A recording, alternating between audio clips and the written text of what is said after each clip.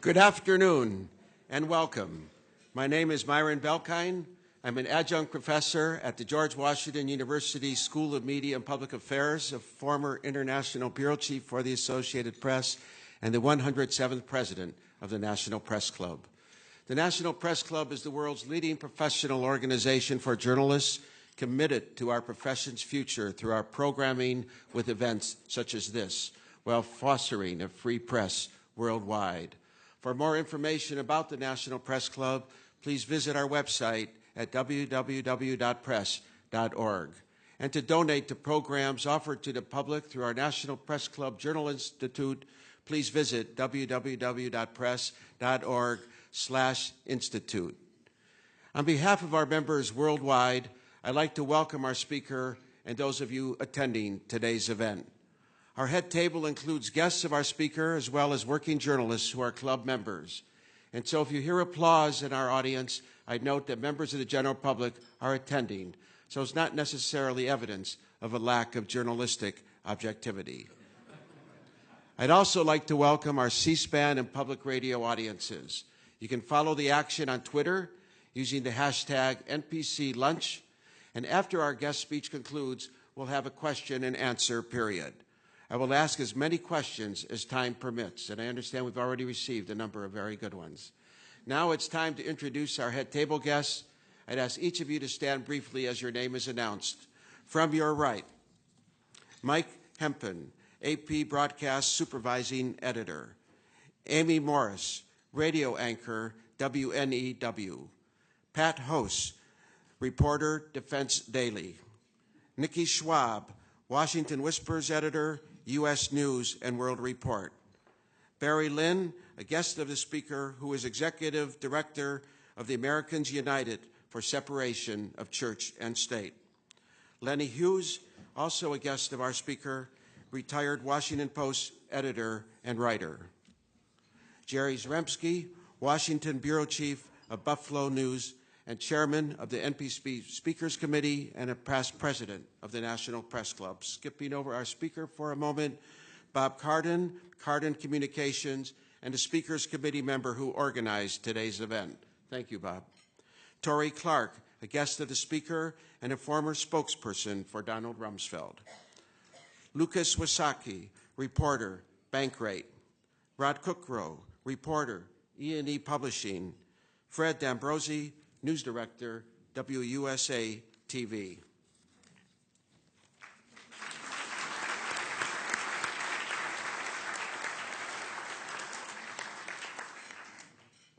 It's one thing for a comedian to make you laugh. It's quite another for that comedian to make you think, make you mad, make you question authority.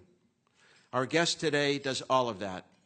Lewis Black's original humor, fused with angry rants and faux nervous breakdowns, portray an everyday man at odds with the mad society around him. Mr. Black is probably best known for his appearances on Comedy Central's Daily Show. His Back in Black commentaries are among the show's most popular segments.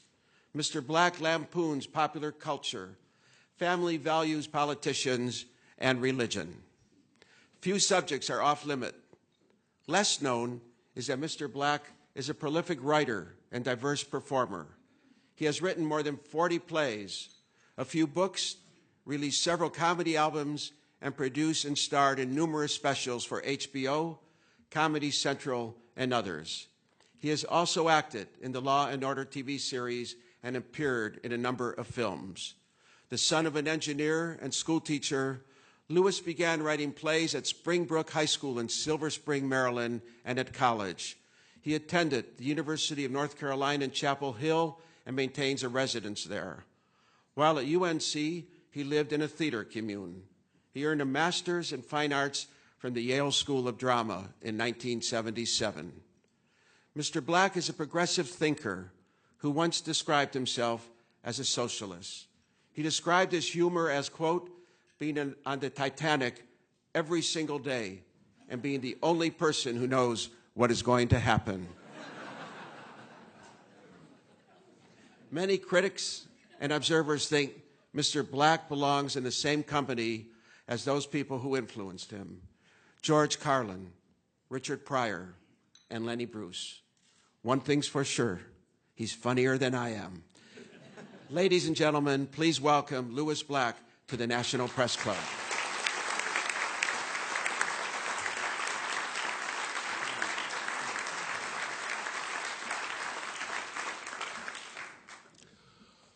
Boy, if I knew that there were going to be these things that I could read off of, seriously, nobody told me there was this. That's how you.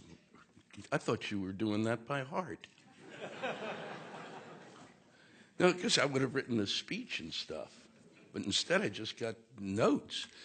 To those watching C-SPAN and all public, whatever you are out there, I may use profanity, so tough. Because I can't work and really speak without using it, talking about some of the things I'll talk about. If I make it through the whole thing, it'll be exciting for both of us. I want to thank all who are up here on the dais with me, just so I could say the word dais. It is the only time you use that word, and I really would like to thank my friends who are joining me today, and I think are absolute proof that if you look at Tory to Barry Lynn, I have the entire political spectrum of Washington. So when people say, "Well, he was right to say that I do say that I'm a socialist, and I am a socialist, and that is about as powerless a position as you can be in the United States." And I really just wanted to start with that, because the idea of calling anyone outside of maybe Bernie Sanders a socialist, to call Obama a socialist is, you have got to be out of your goddamn mind. There are 7 socialists left in the country, and if you really want to see the leadership of the Socialist Party, you can go to a cemetery and find them. We have no effect. As a matter of fact, when I was a kid, you actually read about them, and I can't imagine that in many of the history books, which have also kind of forgotten evolution is a real thing, that socialism is really even discussed historically. I kind of got this background from my parents, who are here today. And my father was a mechanical engineer, and my mother was a school teacher. And they are really the ones who shaped the way that I look at things. So if anything upsets you, they're here. You can discuss it with them.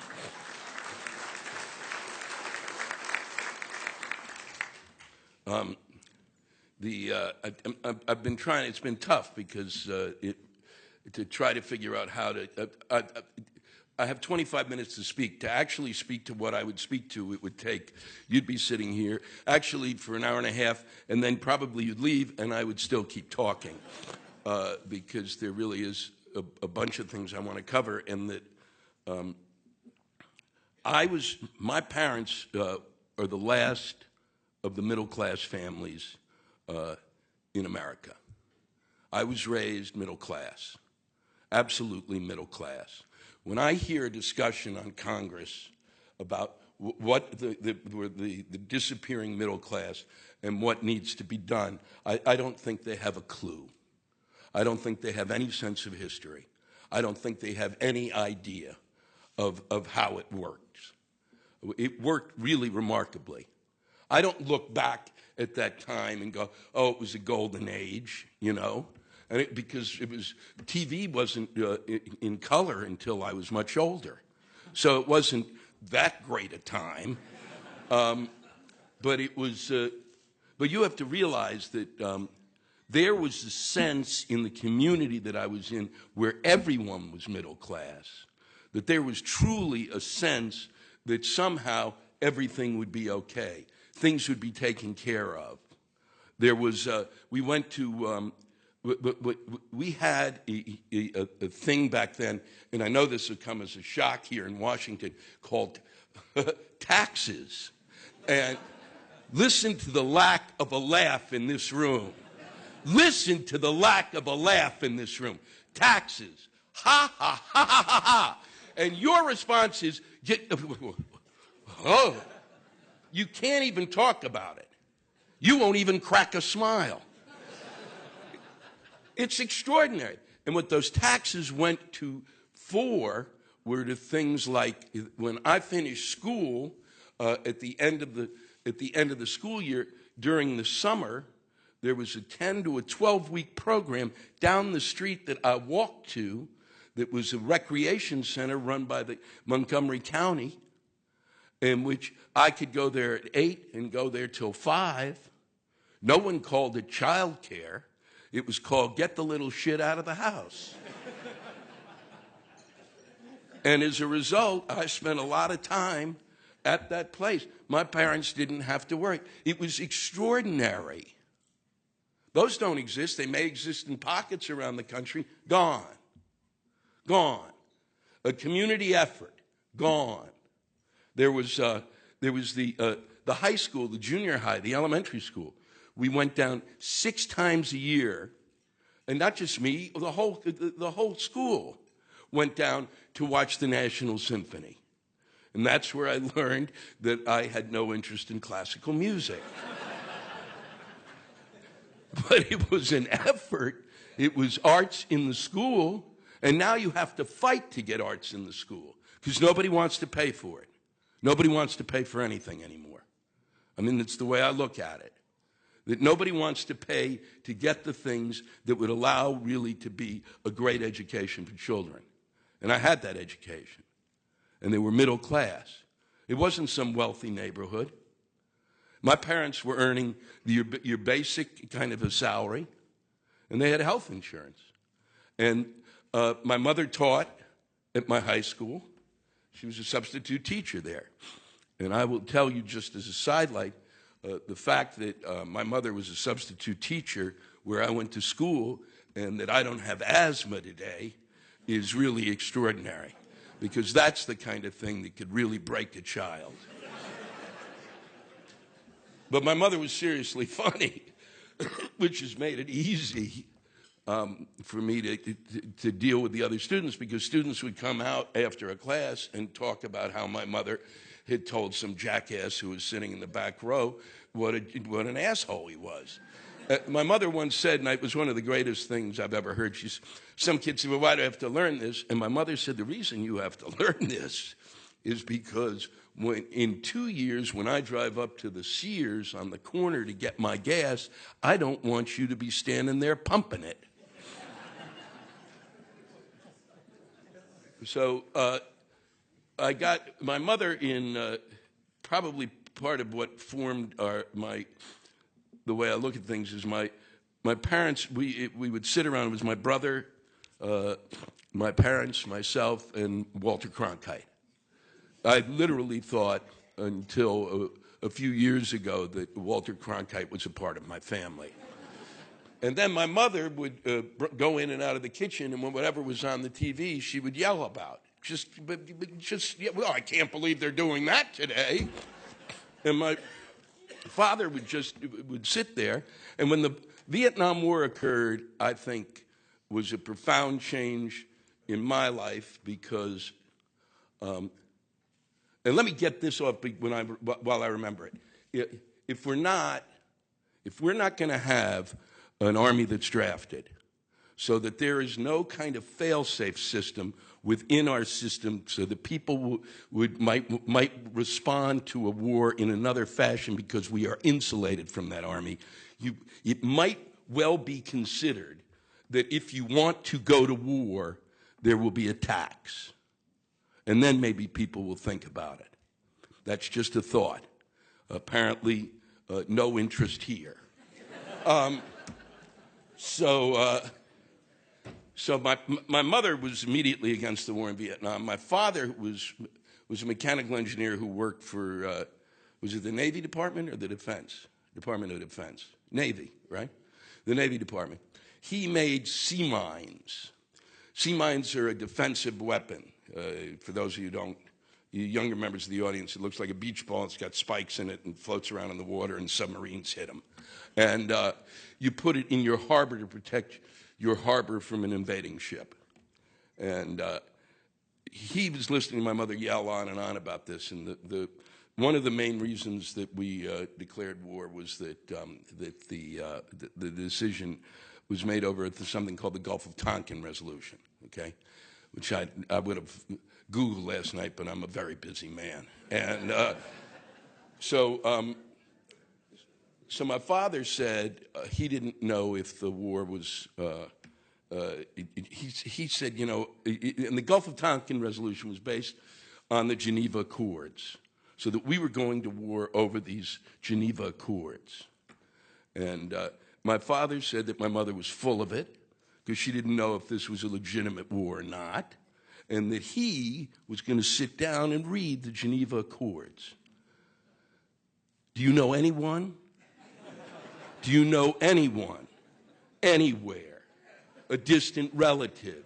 Send out emails today that you know that read the Geneva Accords. You didn't. Did you really? No, of course not. The Geneva Accords, and he sat down and read them. And he went to the library, he got them, he read it, and he finished it. And he announced that there was no legal basis for us to be in Vietnam. There was no legal basis to go to war. And so he took an anti-war stance, as did my mother, mainly over the legitimacy of it. And during the course of the next few years of that war, we mined Haiphong Harbor. And when we mined Haiphong Harbor, we put sea mines there, so that my father, who was essentially building defensive weapons, his weapon was being used offensively. And he decided at that point in time that in all good conscience, he could not stay at his job. And at the age of 55, he retired. Now, that's my agent. And I'll have to go now, apparently. There's big things on my horizon. So his retirement had a profound effect on me because it was, I'd never seen anybody, and I've seen few people in my life, make a choice out of conscience. I've read about people. My father did it. And it was an extraordinary thing to do. To do it at a time in which I'm in my last year of school, of college. My brother's in his in his first year of college. And he's going to walk away, and I'm going to go, and I'm going, where's the cash going to come from? And he walked away and became an artist, and went ahead and did what he wanted to do, probably from the very beginning of his life, which was to do art. But, you know, you don't come out of the Depression and go, hey, I'm going to paint, unless it was a house. So it really affected, for me, choices that I made during my life, that you choose to do what it is that you want to do. He was a much happier person after that.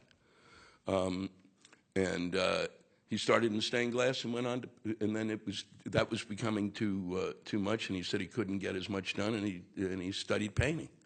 And at the age of 83, retired as a painter. At which point he said, I said, why are you quitting? And he said, because, and this is the greatest thing I've ever heard any artist say, and the most honest, I've run out of ideas. And my mother would yell and scream about anything that she found appalling. And apparently, there was a lot. And so between the two of them, I was given a sense of of conscience and of, at least for myself, and a sense of the most important lesson, one of the most important lessons of my life. Do what it is that you want to do. Whenever I'm asked by kids what's your best advice to a young person, it's do what you want to do. And everything will fall into place. And you don't worry about money. And you don't worry about money. It's the last thing you worry about. You worry about your satisfaction as a human being. And my parents lived on a very frugal budget. It was really irritating to me. I had no really proper vacations as a child. You wouldn't believe some of the places we ended up. Even they would arrive there and go, holy God, it looked better in the magazine. and as a result, they have survived and survived well. I mean, they're 96 and 95. And they...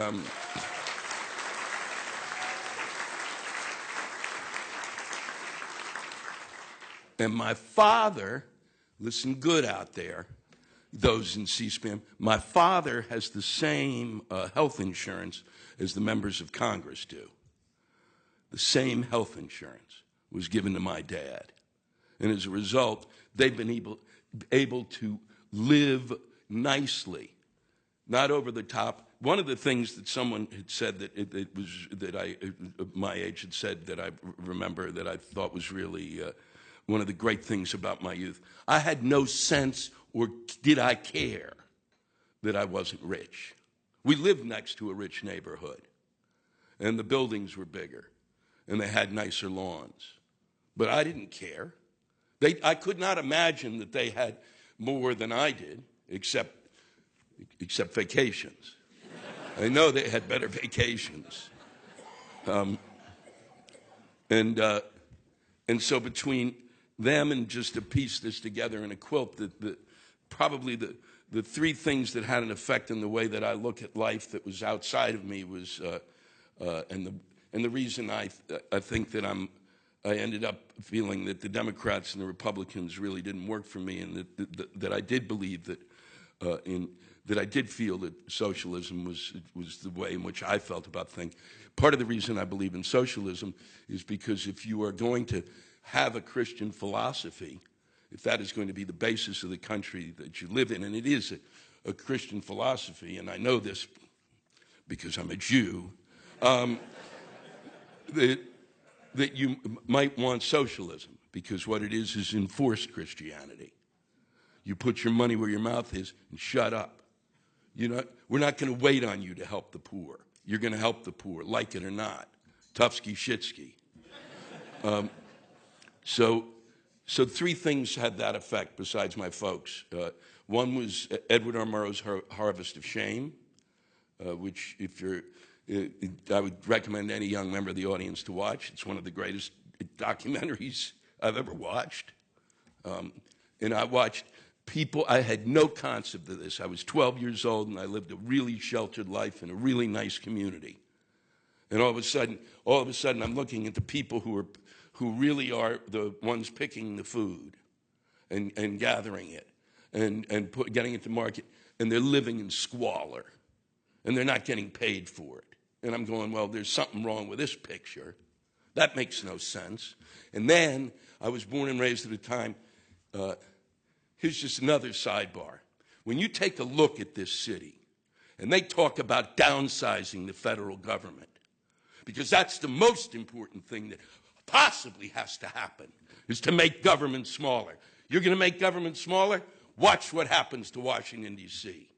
Watch it. Why do you think it's out there? What do you think the motor is behind all those restaurants? It's the government. It's the federal government. The federal government combined with all the lobbyists coming in, and that's what... Do you think it's tourists? Are you out of your goddamn minds? It's the federal government. And when I was a kid and the federal government was smaller, this didn't exist. You had a Woodward and Lothrop. Hoo-ha. And you had a small downtown area. And behind the Capitol were the worst slums in the United States. The worst. And I know this because the Washington Post, every 2 years when I was a kid, would show a photo of the Capitol, and it'd be a big photo, and behind it there would just be slum after slum after slum after slum. And that had a profound effect on me. And then my mother would drive me, I don't know if she did it consciously or she didn't want to leave me alone in the house because she knew I might burn it down. She would drive me down. We had a housekeeper who would come once a week, and she would drive her home into the slums of Washington. And it did not compute for me why she had to live like that and we could live like this, or why the people behind Congress, or how congressmen could sit there and see that and watch that, and nothing would change. And so I believe, in part, that the Great Society came into being, in part, because of Lyndon Johnson sitting there. Because anybody with half a wit of sense looking out that window would have to think, maybe we should do something. And you were looking at one of the last people that worked in an anti-poverty agency in Washington, D.C. These are words I know that you out there in the airwaves, I know try to comprehend this. An anti-poverty agency. The mind reels. Imagine that. An agency of the federal government which was hopefully try to change poverty. Not by saying, and this was the Appalachian Regional Commission. Due to some sort of mistake in my civil service application under the Nixon administration, I got through, and I got a job there. And they were going to raise the Appalachian. They wanted to. They did some good things for Appalachia, but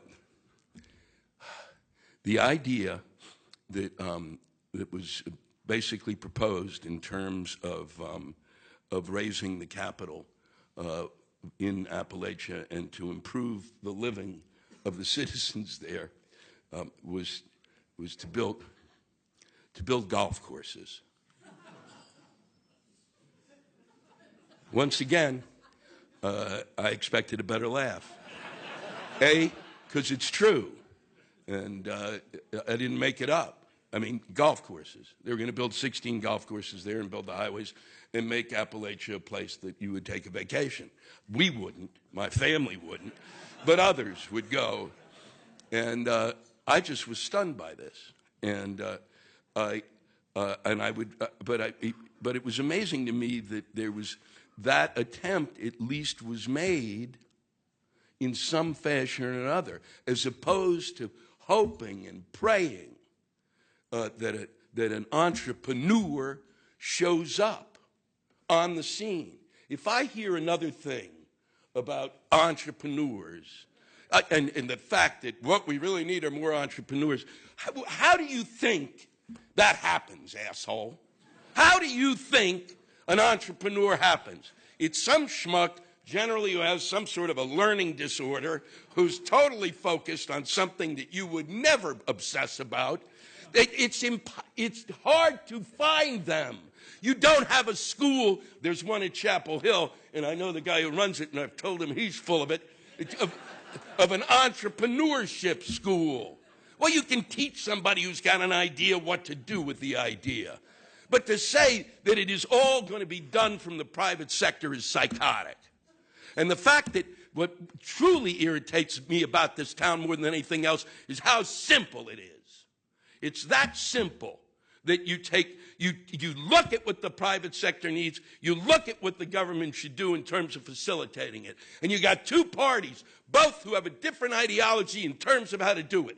And if you come to a compromise between those two parties, you actually have a solution. And this is nonsense, to watch the fact that jobs aren't being created. You know, look at this. You've got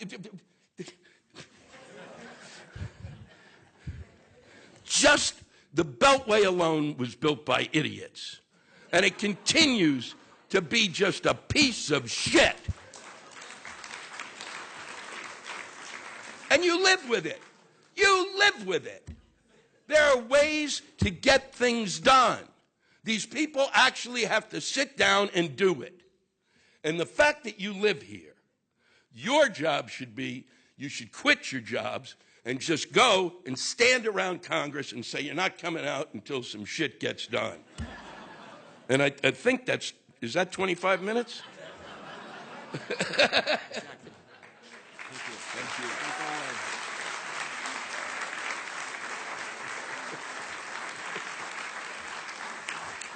Do you want to have your mother and father stand up? They won't. Mom, you want to stand up? Yeah, here are my folks.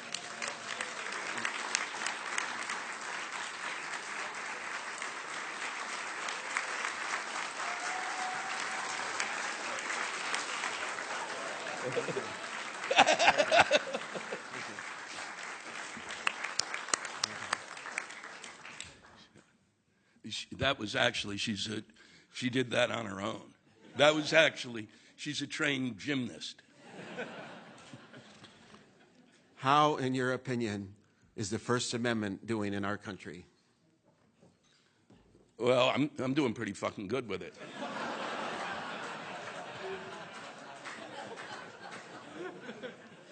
Do you get more material from Republicans or Democrats? They're equal opportunity. Now I get a little bit more from the Republicans than normal. It usually depends on, the interesting thing when Bush left office, the constant thing was just, well, what are you going to do now? And I said, just because Bush left office, it doesn't mean that stupidity fled the country.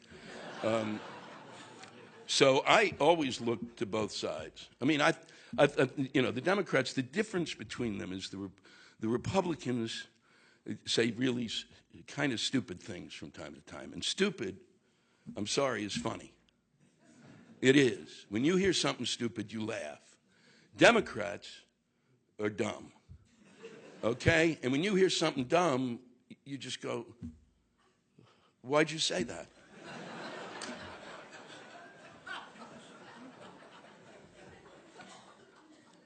Are you disappointed with President Obama, either as president or as a source for comic material? I'm not as disappointed with President Obama because I never bought into hope. That was, I would say in my act, I'm at the age where, hope just doesn't work for me. Hope is a young man's game. I thought that I wasn't disappointed because I did not expect anyone who took the presidency after the 8 years that we had gone through and the war that we went through, that the next president was going to be dealing with the country as if, and I certainly didn't know that the shit would hit the fan in terms of the economy, but but dealing with the American people would be like dealing with a stroke victim. And so that the best that an American president could hope for is to get the country to raise its right hand. Which leads me to the next question. Who would you like to see as president and why? Well, I mean, in terms of material, nothing would give me a greater pleasure than a Ted Cruz, Sarah Palin combo. It would be a heinous time to live through, but I think I could sell out stadiums.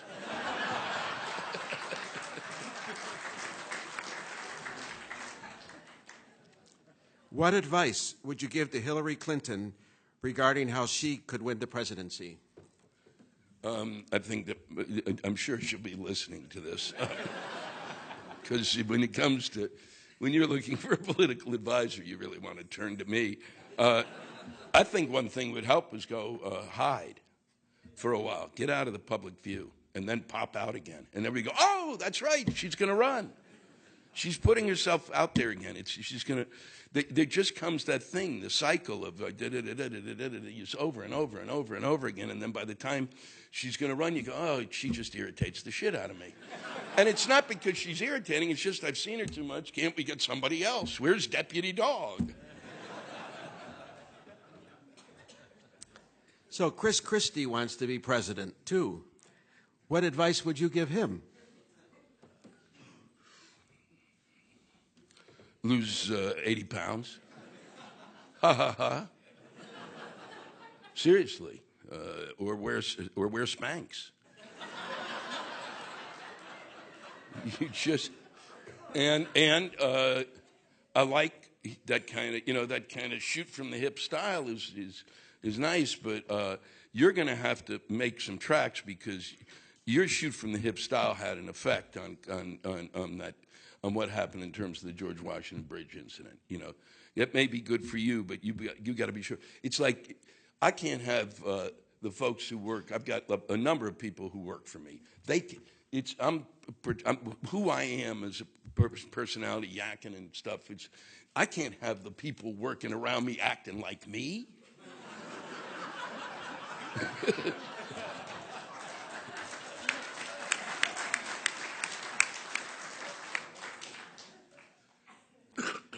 When CBS hired Stephen Colbert last week to replace David Letterman, Rush Limbaugh said, quote, CBS has just declared war on the heartland of America. No longer is comedy going to be a covert assault on traditional American values. Now it's just wide out in the open, unquote. What is your take on what Mr. Limbaugh said?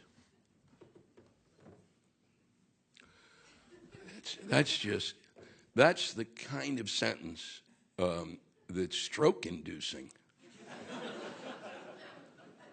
I go through that paragraph, and about halfway through, there's like a slight twitch of the eye, and I can feel a blood vessel beginning to pump too much. What could he he's an idiot. He really is just a mean-spirited prick. And it really is, it's assault on American. Let me see that.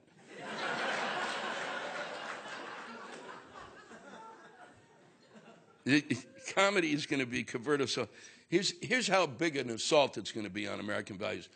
Stephen Colbert has five children, happily married, has this great family. Was still hanging in with the Catholic Church when people were fleeing en masse. Like, you talk about, he doesn't know shit.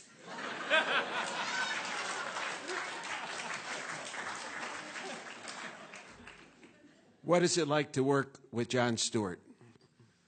Well, really, it's a question you should ask John, what it's like to work with me. No, he's great to work with. He really is.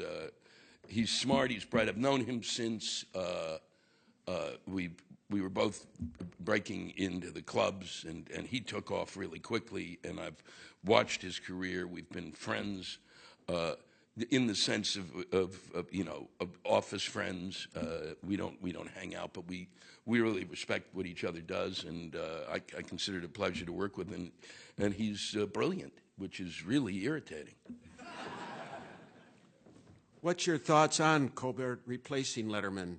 Should Stewart have been considered?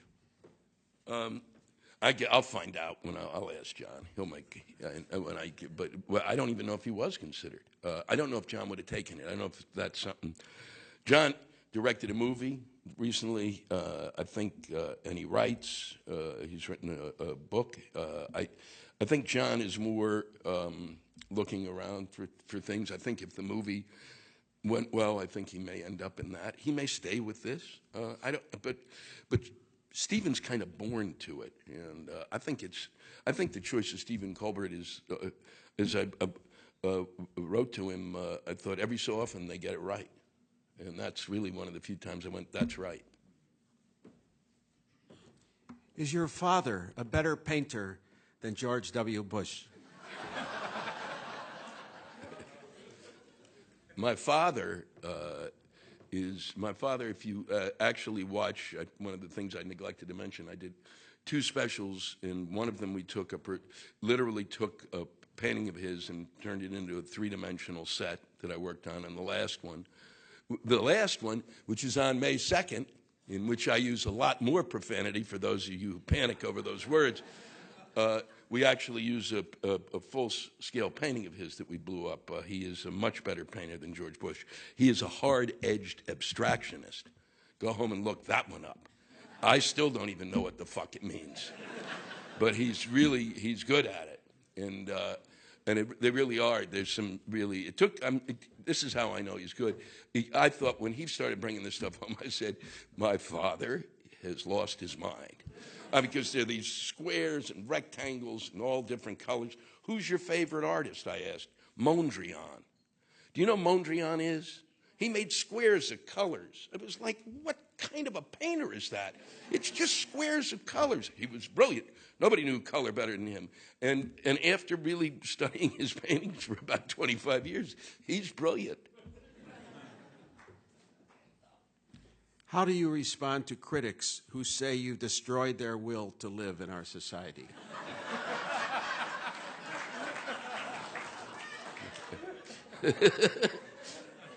Well, I'd like to meet him.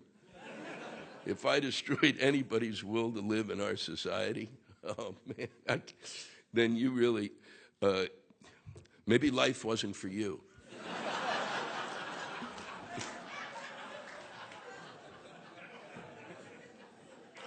Do you think we should charge people for health care by the pounds?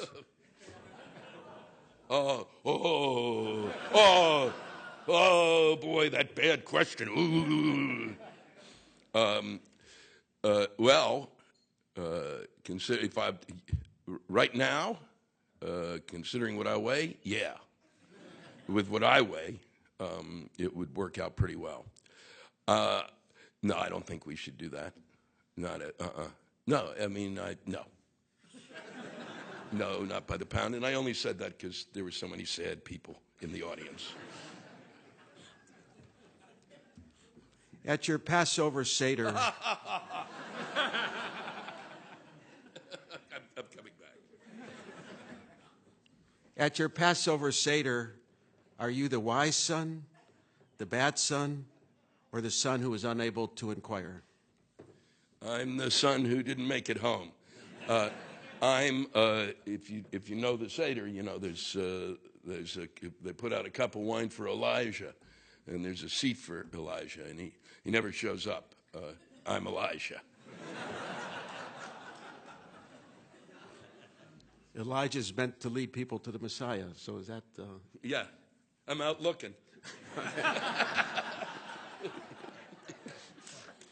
He's not at the target. Donald Trump will be at this dais soon. No. May 27th. I'll see you. May 27th, if you want to come back. Yeah. What would you say to him? I would say to Donald Trump, oh, God. Well, I did a thing on Donald Trump about 3 years ago on The Daily Show. And it was kind of I seriously can't remember what it was, but it wasn't nice. But it wasn't mean, it was funny. And I don't think you should, well, we'll talk, that's what I'd say to you is next, about having him here. But I got a call from his secretary calls and says, Donald Trump wants to talk to you after I did this thing the next day. And I was really busy, and my parents were coming to town, and I was like, so I got my assistant to call his assistant to say I'm a busy man. And I'm thinking, and then he called the next day. He had the assistant call. I'm going, what are you shitting me? I'm a comic, and I got too much to do to have a conversation with you. You're an entrepreneur. How can you have time? So I would say, don't call me again. And I don't think, is he coming here to be is he going to speak? Right here.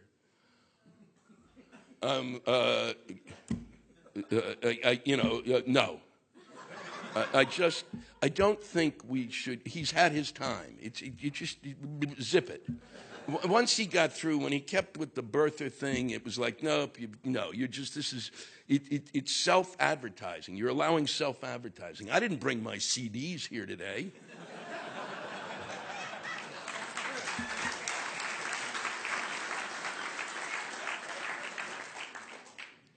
Should the Redskins change their name? Yeah. Yeah, I think they should. I was born and raised. How sad applause was that?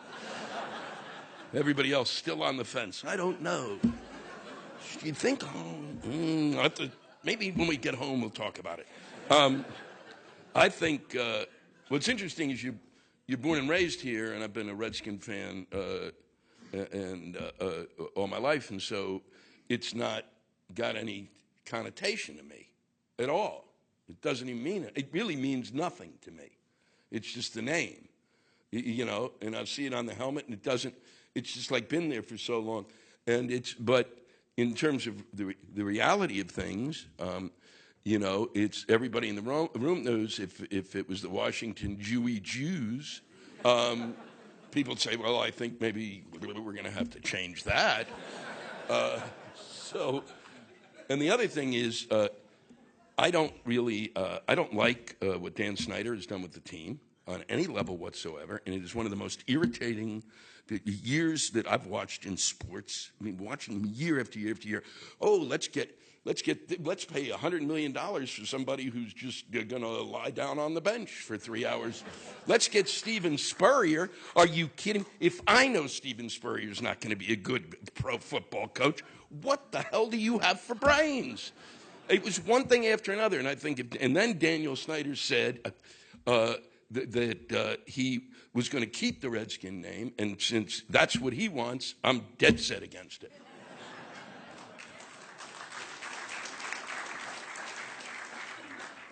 Should Anthony Weiner change his name? Yeah. No, I used to do the joke I used to do about Anthony Weiner was if you didn't have your own joke, then you really need to see a doctor.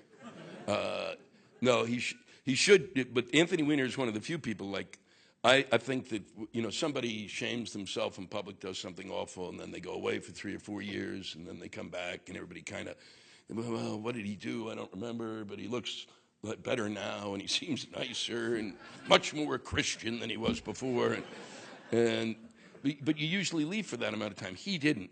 I believe that Anthony Weiner could leave forever, and it would make no difference. He could leave for 10 years. When he comes back and you see that nose, you just go, oh, there he is again. It's not his name. He needs to, yeah. How did you rate Eric Holder's backstage impression of you? Eric Holder did a really great impression of me. And I'm actually thinking of having him do my next 2 performances. And just to see if my audience even notices. What really makes you mad? Oh. Kind of what I was talking about earlier, I think. Stupidity really makes me mad.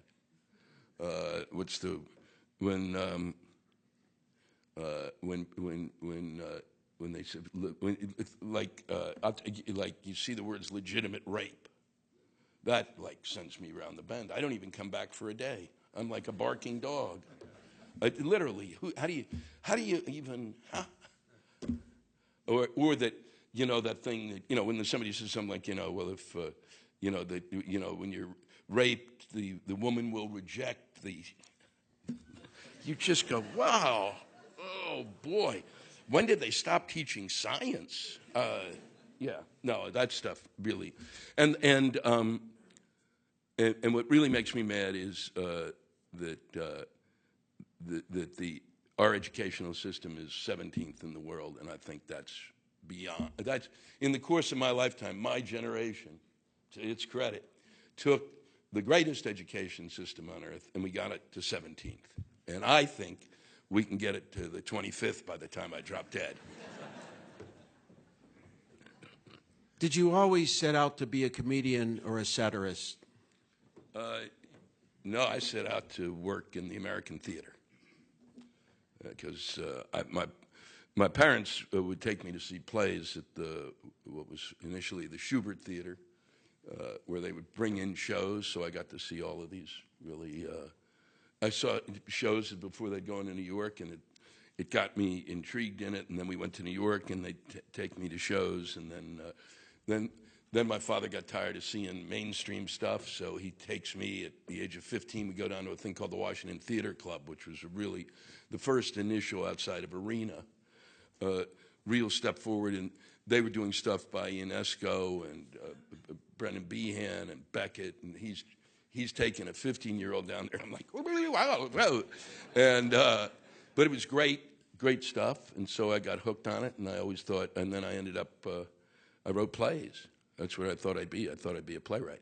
And then I discovered that the fastest way that your play could be read is if you actually took your play and put it in a bottle, and then if you threw it in the Potomac River, eventually someone would find it. And I was pretty sure that once they got the play out of the bottle, they'd read it. What do you do for fun?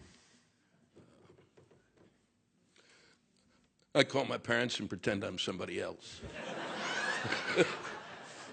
Just to keep them on their toes. For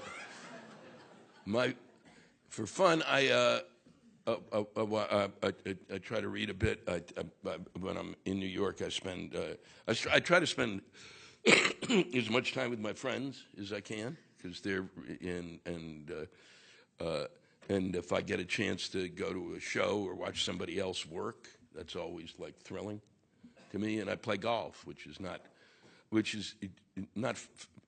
wouldn't call it fun, but your brain doesn't think about anything but stupid things. Like, I don't think about, this or that. What am I going to do? What's that joke going to be? And how are we going to talk about that today? It's really, I got to remember when I swing, I have to remember to breathe in through my ass.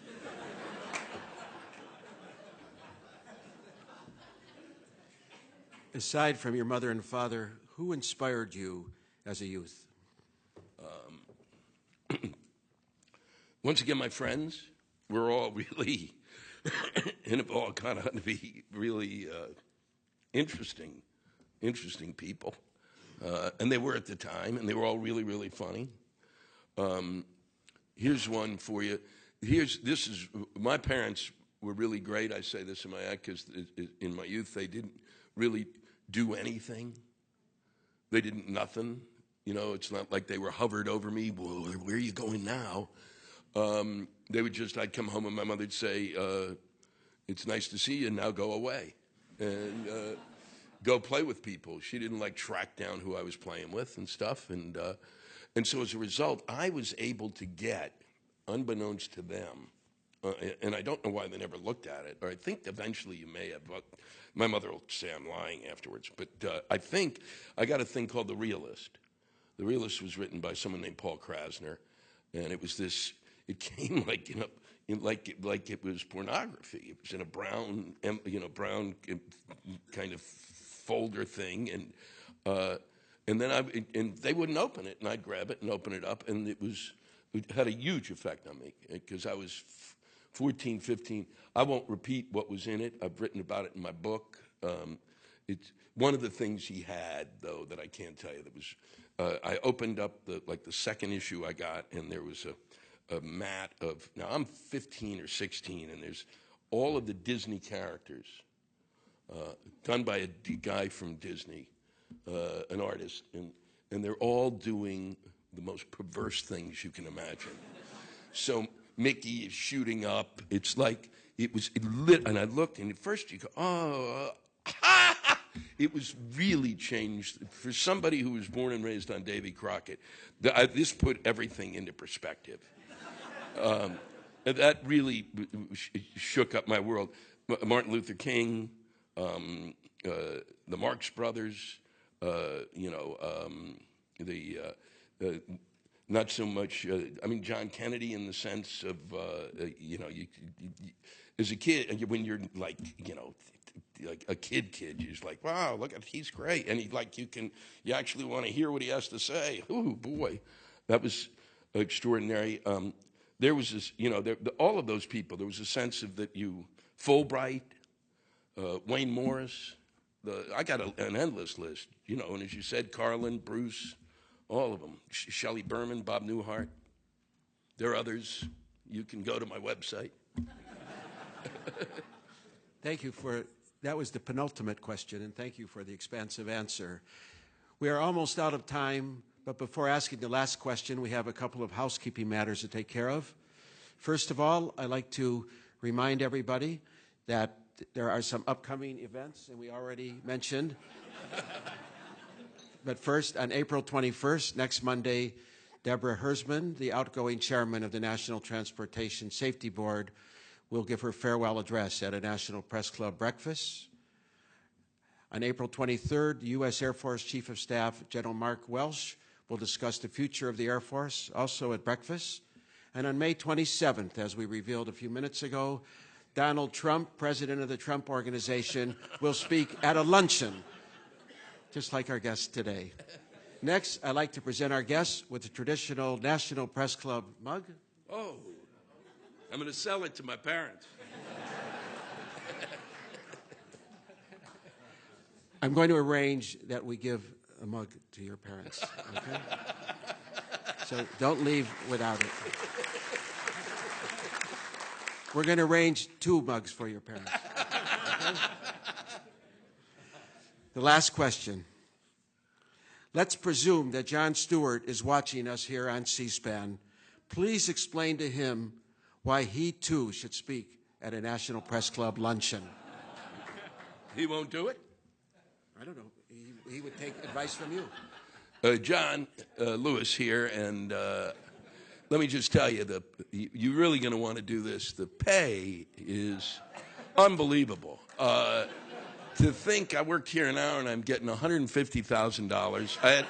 I had access to a really nice condo downtown. It was right across from the Verizon Center. Free tickets to both the Caps and the Wizards game. And every meal was comped by the press club. They give you a credit card. Just take it, Lou. So you're really going to want to do it. And you should do it because you'll get a kick out of this. You really will. And if you do it, I need 10%. Thank you. Excellent.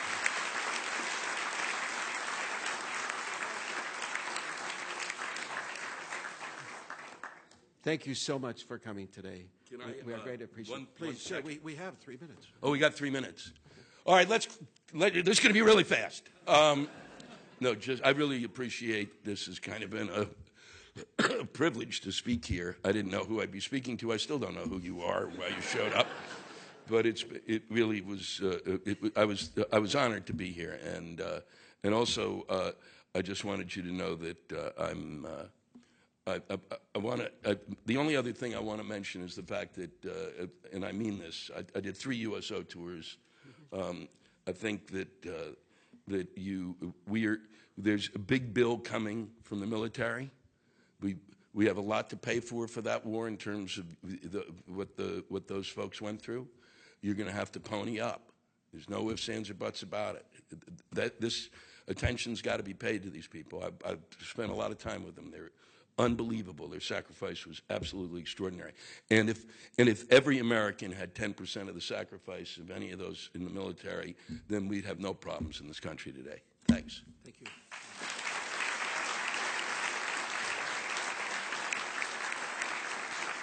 Thank you. And thank you to all for coming today. Thank you for those of you watching on C-SPAN for tuning in. I'd also like to thank the National Press Club staff, including its Journalism Institute and Broadcast Center, for organizing today's event. Also, if you'd like to get a copy of today's program, and maybe there will be a lot of requests for copies of today's program, or to get more information about the National Press Club, please check out our website at www.press.org. Thank you. We are adjourned.